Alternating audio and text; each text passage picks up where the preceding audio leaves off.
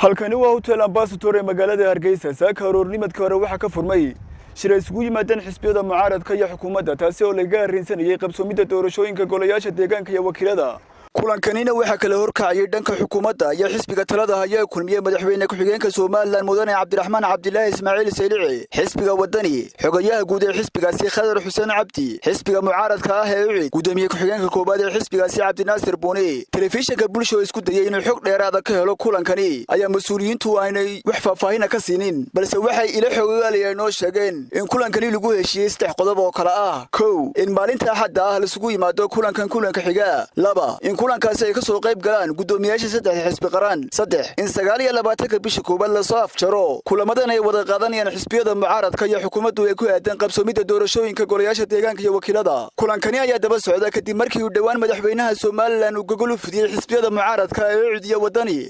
Nagiib Cabdilaahi Colaad telefishinka caalamiga bulshada TV magaalada